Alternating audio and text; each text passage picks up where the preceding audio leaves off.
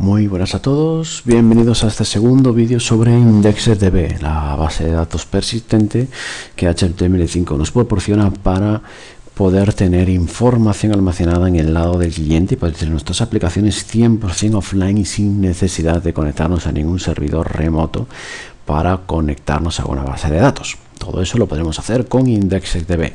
Este es el segundo vídeo de una serie de vídeos. En el primero recordamos que hemos visto cómo crear una base de datos en IndexedDB y cómo agregarle un objeto, un almacén de objetos, puesto que en IndexedDB trabajamos con almacenes de objetos en vez de con tablas, como puede ocurrir con el MySQL. Y nuestro código es el que siguiente. Este es lo que hicimos en el primer vídeo. ¿Vale? Y el resultado era una pantalla en blanco, ¿vale? Que si la cargábamos nos decía que la base de datos se había cargado correctamente, pero no hace nada más porque nuestro documento HTML no tiene cuerpo, por eso no sale nada y lo único que hace es crear el objeto y crear el almacén.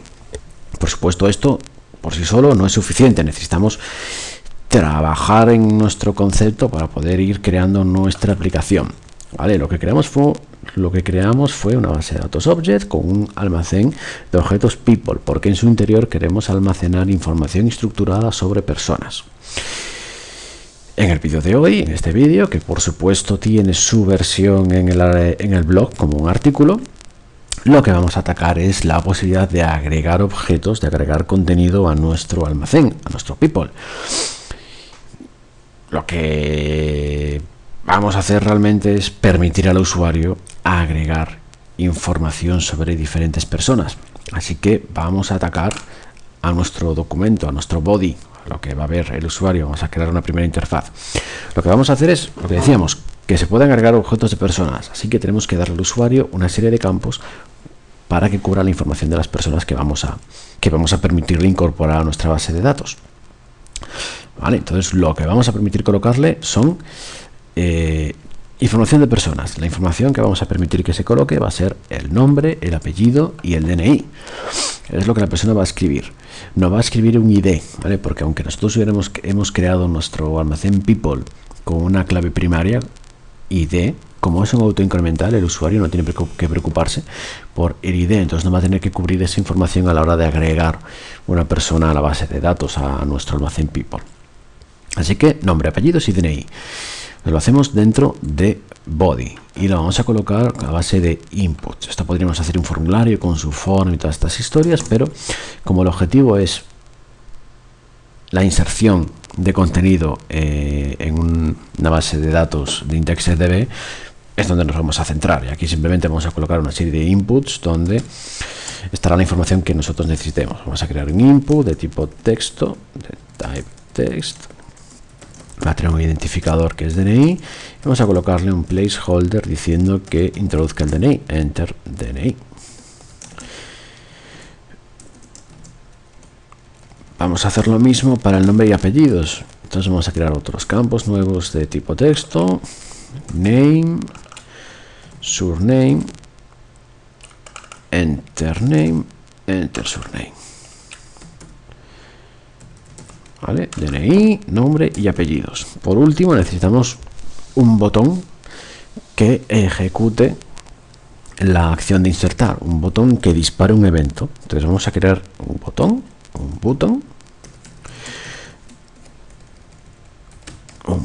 va a ser de tipo botón que va a disparar un evento cuando se haga clic en él. Entonces on click y vas a ejecutarme código JavaScript. Entonces vamos a ejecutar un código y ese código vamos a encapsularlo en una función. Por lo tanto, lo que vamos a llamar aquí es a una función de JavaScript que va a ser la función add, de agregar, que es el que vamos a utilizar para agregar objetos en nuestro almacén. Y por último colocamos el texto save, que va a ser el texto del botón. ¿Vale? Y con esto tenemos ya la interfaz del usuario, una interfaz evidentemente súper sencilla y súper básica. Si actualizamos nuestro navegador, dice la base de datos se carga correctamente y aquí tenemos lo de enter DNI, enter name y enter surname y el botoncito de save, que al pinchar nosotros queremos que ocurra algo, que se ejecute una acción, ¿vale? Que la acción que se ejecute sea la función add de JavaScript. O sea, nosotros pulsamos en save y vemos aquí cómo se está produciendo un error. Si pinchamos nos dice que no está definida la función add, ¿vale? Nosotros tenemos que realmente crearla. Tenemos que ir a nuestro código de JavaScript, vamos a NetBeans, a la zona de JavaScript de nuestro documento, y aquí tenemos que crear una función, ¿vale? La función que se encargue de agregar a nuestra base de datos el objeto. Entonces esa función que vamos a crear es la función add. Función add. Y en su interior vamos a colocar todo el código que permita agregar un objeto al almacén people, que es lo que queremos hacer. Bueno, para agregar un objeto a un almacén tenemos que pensar en cómo se inserta contenido en IndexedDB. Lo primero que necesitamos es el conector a la base de datos. Necesitamos la base de datos abierta. En el código teníamos nuestro evento StartDB onload con el StartDB, que se encarga de abrir la base de datos. Entonces necesitamos recuperar esa base de datos abierta dentro de la función add. La base de datos la abrimos en la variable database. Entonces nosotros necesitamos recuperar. ¿Cómo lo recuperamos? Pues ya sabíamos, var active con database result, que es lo mismo que utilizamos para recuperar la conexión con la base de datos en el onGradeNeeded. Vale, sin embargo, debemos tener una cosa muy presente en este punto del código, nada más empezar. Nosotros aquí estamos llamando a database result, pero database result es una variable que está definida dentro de función StartDB, es donde la hemos definido aquí. Bueno, cuando nosotros definimos una variable dentro de una función, el ámbito de esa variable es la propia función. Lo que esto significa es que fuera de la función StartDB no existe la variable database, ¿vale? Para que desde fuera se pueda llamar a esa variable, la variable tiene que ser de ámbito global, no del ámbito de la función StartDB. Por lo tanto, nuestro var database no se tiene que declarar dentro de StartDB, se tiene que declarar a nivel global, igual que hemos hecho con IndexedDB. Entonces aquí tenemos que hacer un var database y la vamos a igualar a null. Le ponemos como valor nulo porque en el momento en que se ejecute esta línea, en este momento de la ejecución del programa, database no tiene valor. Database no tiene valor hasta que se lleve a cabo un intento de conexión, que se hace en StartDB. Como la variable ya está declarada en la línea 8, aquí en la línea 12 no la vamos a volver a declarar, simplemente le vamos a asignar valor. Por lo tanto, borramos var. Lo que hacemos es, coges la variable global database y le asignas un valor, el resultado de IndexedDB open. Entonces, ya podemos volver a nuestra función add, porque ya en database tenemos la información correcta, ¿vale? Si no hubiéramos hecho este cambio, no nos funcionaría la aplicación, porque dentro de la función add no existiría database. Bueno, una vez creada, lo que necesitamos hacer ya es insertar información. ¿Cómo se inserta información en IndexedDB? IndexedDB, como muchas de las bases de datos modernas, funciona a través de transacciones. Y en el caso de IndexedDB no es una opción, es obligatorio. No es como MySQL, que en su motor InnoDB permite utilizar transacciones o no. En el caso de IndexedDB es obligatorio utilizar esas transacciones. Bueno, ¿qué es una transacción? Una transacción no es más que una serie de instrucciones, un grupo de instrucciones que va una detrás de otra, pero tiene una característica, y es que esas instrucciones se van a llevar a cabo realmente siempre y cuando todas funcionen, todas se ejecuten correctamente. O sea, nosotros podemos hacer 4 inserts dentro de una transacción, y si uno de esos inserts falla, ya sea por integridad de referencial o por mala sintaxis, ninguna de las 4 sentencias se va a ejecutar. La transacción va a fallar, por lo tanto, no se va a realizar ningún tipo de cambio, ningún tipo de modificación sobre la base de datos. ¿Vale? Esto es una forma maravillosa de eliminar todos los quebraderos de cabeza que se tenían en las aplicaciones web antiguas con MySQL que utilizaban el motor MyISAM. Bueno, pues eso es una transacción. Entonces nosotros en IndexedDB estamos obligados a utilizar transacciones. Nosotros decimos, bueno, la base de datos está abierta y sobre esa base de datos vas a ejecutar una transacción. Y en esa transacción estará compuesta por una serie de instrucciones. Entonces lo primero que tenemos que hacer es recuperar, indicar que vamos a trabajar con una transacción. Entonces creamos una variable data donde vamos a almacenar la transacción que queremos crear. Entonces sobre active, que es la base de datos activa, llamamos al método transaction para decirle, hey, sobre la base de datos que tenemos abierta vas a hacer una transacción. Y esta transacción recibe dos parámetros. Un primer parámetro que es un array y un segundo parámetro que es un string. El primer parámetro es un array de almacenes. Tenemos que indicarle sobre qué almacenes vamos a trabajar en nuestra transacción. Si vamos a iniciar una transacción y vamos a crear contenido dentro del almacén people, la transacción es sobre el almacén people. Entonces, como es lo que queremos hacer, escribimos people. En el caso de que tuviéramos otro almacén creado, otro almacén de objetos que fuera direcciones, y nosotros quisiéramos hacer una transacción que insertara un objeto en personas y otro objeto en direcciones, y todo fuera parte de la misma transacción, tendríamos que incorporar además un nuevo elemento al array que fuera de direcciones.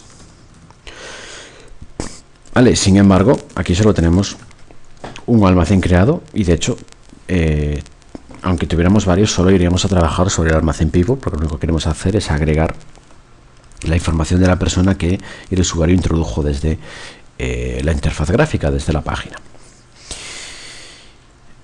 En el caso de que solo sea un almacén el que vamos a utilizar en la transacción, nosotros podemos enviar el primer parámetro como string en vez de como un array y funcionará también sin ningún problema.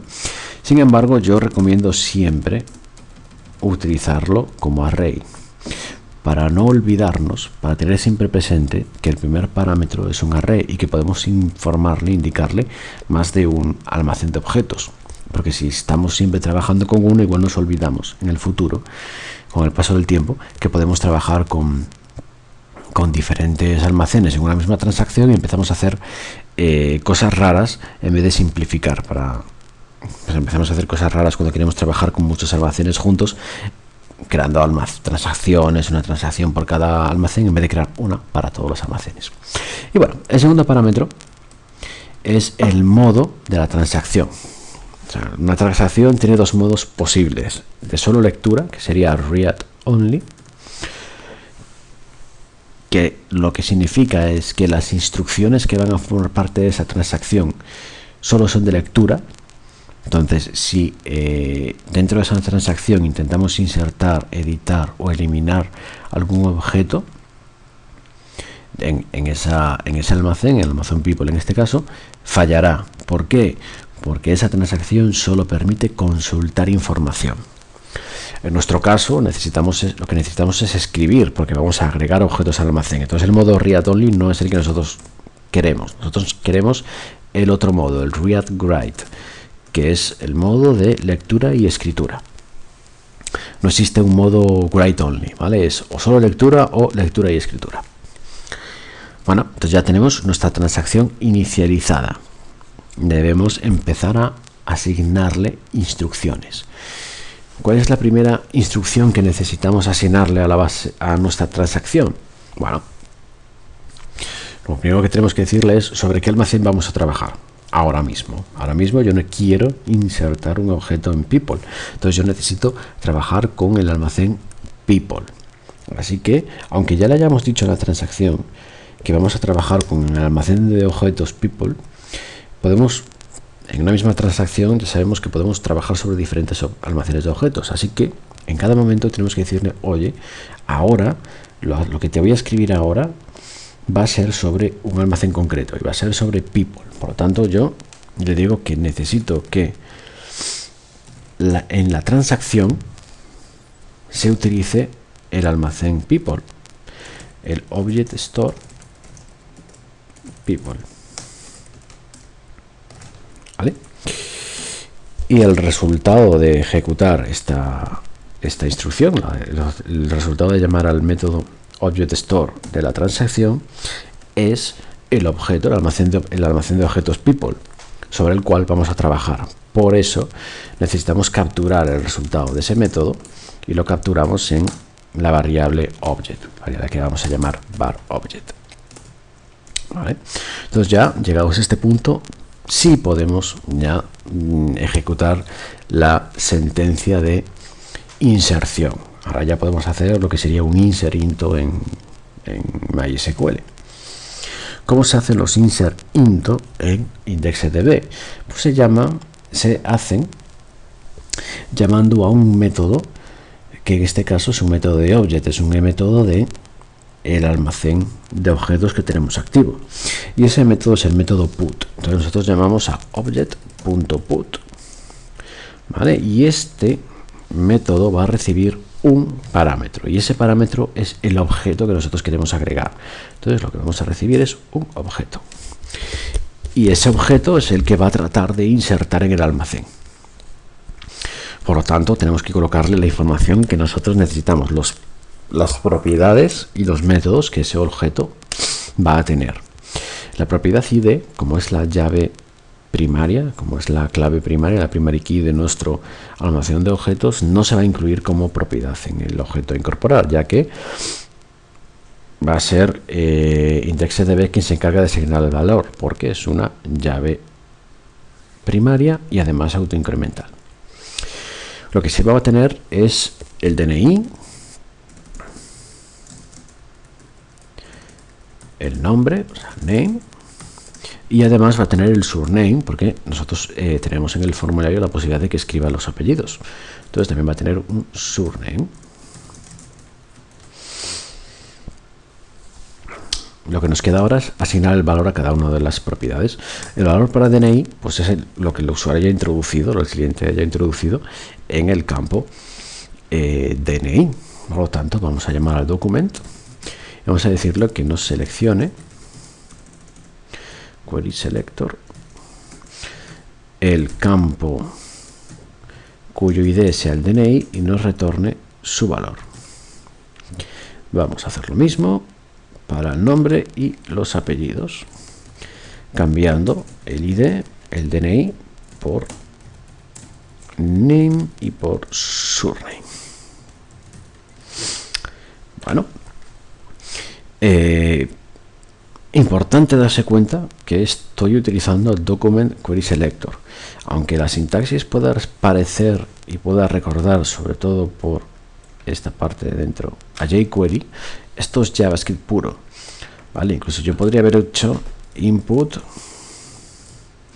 podría haber escrito un input de tipo texto que además tenga por identificador el DNI, y esto funciona también, ¿vale? Esta sintaxis no es propia de jQuery, esto está incluido en JavaScript, ¿vale? Entonces, aunque no es el momento ni el lugar para hablar de jQuery sí, jQuery no, cómo ha evolucionado JavaScript a lo largo del tiempo, pero bueno, simplemente que sepamos que no necesitamos jQuery para hacer este tipo de cosas.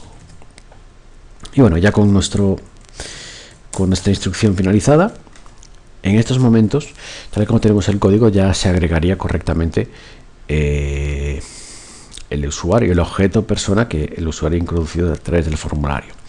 Vale, sin embargo, vamos a hacer un par de cositas más, porque aunque esto ya funcione, nos falta algo muy importante, que es controlar lo que ha ocurrido.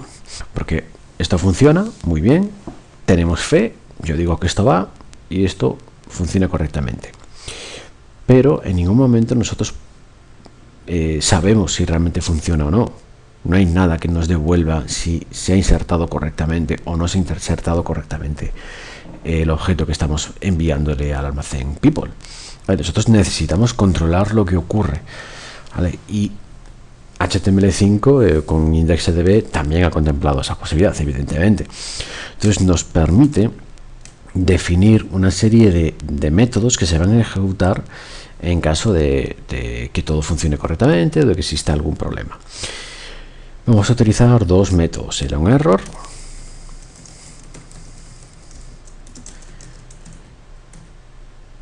y otro que va a ser el onComplete.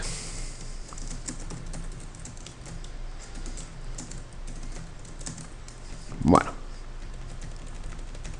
sobre a qué variable debemos asignarle el método onError. Aquí debemos escribir algo. ¿Y qué vamos a poner?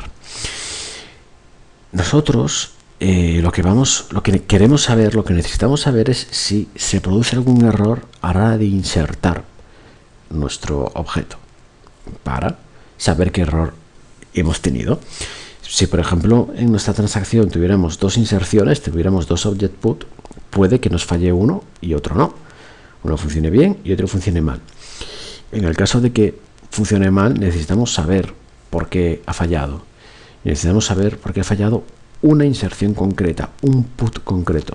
Por lo tanto, necesitamos asignarle este error a el resultado de object put. Así que a nuestro object put vamos a asociarlo a una variable. Vamos a declarar la variable request. Y esta va a obtener el resultado de intentar insertar el objeto dentro de nuestro almacén people. Entonces el onError se va a asociar a request, ¿vale? Y en caso de que exista un error, queremos saber cuál es. Entonces vamos a crear una alerta. Y el cuerpo de esa alerta va a ser el nombre del error, request error name. Luego vamos a poner un par de saltos de línea. A ver. ¿Vale? Y el mensaje de error. O sea, request error misses. El mensaje de error. De forma que si falla la inserción, sepamos qué ha ocurrido.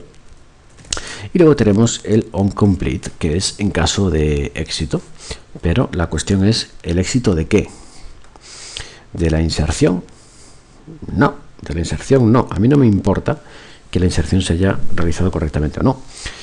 Si tuviera más de una inserción, me da igual que una se inserte bien y otra mal. Yo lo que necesito, o sea, lo que conlleva el caso de éxito, mi éxito de esta inserción es que todas las instrucciones de mi transacción se hayan ejecutado correctamente. Entonces, si todas las instrucciones de mi transacción se ejecutan correctamente, entonces las instrucciones de mi transacción se transforman en algo persistente. Si no, no. Entonces necesito que el onComplete se asigne a la transacción. O sea, si la transacción se realiza correctamente, es que todo lo que está en su interior ha funcionado bien. Entonces, en ese caso, solo en ese caso, quiero hacer algo. Yo necesito que me informe de cuándo falla y qué falla en concreto. Por eso el onError se va sobre el request, porque necesito saber que esa petición en concreto ha fallado, no otra. Pero a mí no me importa, yo no necesito saber que una instrucción en concreto se ha ejecutado bien. Yo necesito saber que todo se ha ejecutado bien. Entonces necesito saber que la transacción en sí se ha completado con éxito. Por eso el onComplete va sobre data, que es la variable donde tenemos almacenada la transacción en curso. ¿Y qué vamos a hacer en este caso? Pues vamos por un lado a informar que el objeto se agregó correctamente. Entonces creamos una alerta y decimos que el objeto se agregó correctamente. Object successfully added. ¿Vale? Y además vamos a limpiar los campos del formulario para que el usuario pueda escribir otra persona más. Vamos a coger el document, query selector, DNI, value, lo vaciamos. Y igual que hacemos con el DNI, vamos a vaciar el nombre y el apellido, los name y el surname. Vale, entonces con esto ya tenemos, ahora sí, vamos a poner los puntos y comas. Ahora sí tenemos el código terminado. El código que vamos a ver en este vídeo está terminado. ¿Vale? Lo que hemos hecho, recordemos, en el primer vídeo de IndexedDB, lo que hicimos fue el startDB lo que hicimos fue el código que permitía crear una base de datos object, y dentro de esa base de datos creábamos un almacén de objetos people. Ese almacén de objetos iba a contener varios objetos, y todos esos objetos iban a tener en común la propiedad ID, porque va a ser la clave primaria de este almacén de objetos, y esa clave primaria, esa propiedad ID, va a ser un valor autoincremental. Además, en esos objetos vamos a tener dos índices creados, el índice by name y by DNI. El índice by name va a almacenar los objetos en base a el valor de la propiedad nombre, y no es un índice único, de forma que vamos a poder tener dos objetos asociados a dos personas diferentes, pero que compartan el mismo nombre. Algo que en el caso del DNI no es así, porque como el DNI es un número que identifica a una persona en concreto, no podemos permitir que existan dos objetos en nuestro almacén que compartan el valor de DNI. Por lo tanto, es una llave única. Y además de eso, pues bueno, un mensajito de éxito, de fracaso, si la base de datos y la creación del almacén se realice correctamente o no. Eso es lo que hicimos en el primer vídeo. En este segundo vídeo, en el de hoy, lo que hemos hecho ha sido crear una pequeña interfaz que tenemos aquí de usuario, para que él pueda cubrir la información, ¿vale?, que aquí tenemos, para que él pueda cubrir la información de la persona que quiere agregar a nuestro almacén. Y en el momento en que pinchemos en Save, lo que se ejecutará es la función add de JavaScript, y esta función add de JavaScript lo que hace es, por un lado, recuperar la conexión activa que tenemos a nuestra base de datos object, y decirle que va a ejecutar una transacción, que va a ejecutar una serie de instrucciones, ¿vale?, que no sabemos cuántas, puede ser una, pueden ser varias, y todas esas instrucciones se tienen que realizar correctamente para que se hagan persistentes las modificaciones de todas esas instrucciones. Si alguna fallara, no se harían persistentes los cambios. Y luego, bueno, una vez tenemos ya la transacción activa, le decimos que sobre esa transacción queremos trabajar sobre el almacén de objetos people. Y una vez ya tenemos ese almacén de objetos disponible, lanzamos la inserción, hacemos el object put, donde le pasamos el objeto que queremos insertar en el almacén people. Luego, pues, controlamos que se muestre un aviso, una alerta, en caso de que falle la inserción. La inserción puede fallar porque la llave primaria esté duplicada, que a priori nunca nos pasará porque no estamos enviando la propiedad ID, entonces se encargará el sistema de hacerlo por nosotros. Pero también puede fallar en caso de que intentemos meter dos personas que comparten el DNI. La primera entraría y la segunda nos fallaría, porque ya diría, o nos debería decir, que existe un objeto con el valor correspondiente en el campo DNI. ¿Vale? Y por último, pues en el caso de que la inserción se realice correctamente, decimos que se insertó bien y vaciamos los campos de DNI, nombre y apellidos del formulario, para que se puedan ir incorporando a más personas a nuestra base de datos. ¿Vale? Esto es lo que hemos hecho y esto es lo que vamos a probar. Vamos a nuestro navegador y vamos a recargar la página. Vemos cómo nos dice el database loaded. Vale, la base de datos se ha cargado correctamente. Abrimos las opciones de desarrollador de Google y vemos que, bueno, no hay ninguna alerta. En principio, nuestro código de JavaScript parece que está funcionando bien, al menos de entrada. Lo que vamos a hacer es empezar a trabajar con los datos. Vamos a escribir un DNI, vamos a poner 1, 2, 3.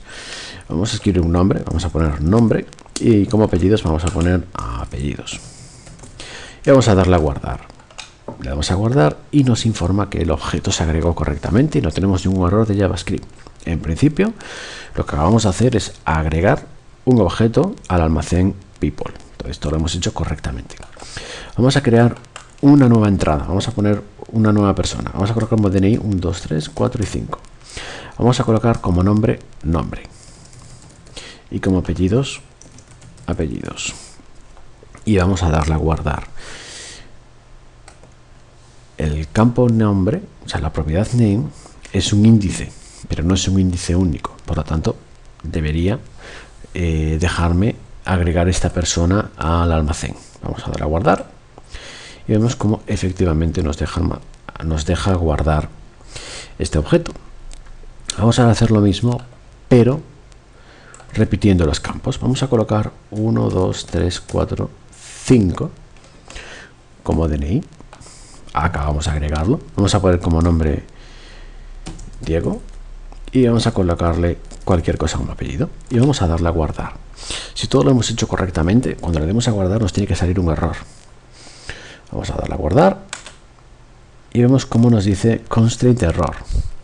Nos está diciendo que no se puede agregar este objeto al almacén porque tiene una propiedad DNI con un valor que ya existe en otro objeto de ese almacén, y como tenemos un índice by DNI que incluye la propiedad DNI y es única, no nos puede dejar insertarlo, o sea, está funcionando correctamente. Bueno, si en vez de 1, 2, 3, 4, 5 colocáramos, bueno, si en vez de Diego colocáramos nombre y colocáramos apellido, que es exactamente el mismo objeto que ya hemos agregado, si le vamos a dar a guardar, nos sigue fallando, porque aunque la información del objeto es la misma que en otro que ya tenemos, los objetos no son el mismo, ¿vale? Entonces estamos intentando agregar un objeto nuevo que ya tiene por valor un DNI que ya existe en el almacén. Por lo tanto, nos falla y es correcto que nos falle. Y bueno, y con esto ya tenemos el vídeo terminado, ¿vale? De hecho, vamos a probar, solo por terminar, a recargar la página. O sea, la podemos recargar correctamente. Y si ahora intentamos agregar un usuario con DNI 123, que es el primero que incorporamos al almacén, también nos va a fallar, ¿vale? Nos va a fallar por lo mismo. Recordemos que IndexedDB es una base de datos persistente, entonces da igual que actualicemos o que cerremos el navegador. Cuando lo abramos, volvemos a tener este fallo de restricciones porque ya existe un objeto en nuestro almacén con un 2.3 como DNI, ¿vale? Entonces, bueno, espero que haya sido, como siempre, espero que el vídeo haya sido útil e interesante. Esto pues aún continúa, aún tenemos más vídeos a tratar sobre IndexedDB, y en el siguiente vídeo lo que vamos a hacer es el siguiente paso lógico. Está muy bien ir incorporando objetos de personas, pero claro, yo ahora le doy a guardar y me dice que ya existe un usuario con ese DNI. Yo, vale, pero no tengo forma de saber qué usuario hay, no tengo forma de acceder a su contenido. Eso es lo que vamos a ver en el siguiente vídeo. Vamos a ver cómo recuperar la información que hemos almacenado en nuestro almacén, ¿vale? Y nada, como siempre, cualquier duda o problema, comentarios en el blog, comentarios en YouTube o cualquiera de los medios de contacto que tenemos disponibles. Y ante cualquier duda o pregunta intentaré, en la medida de lo posible, como siempre, responder de forma eficaz y efectiva, o al menos de la mejor forma que sea capaz.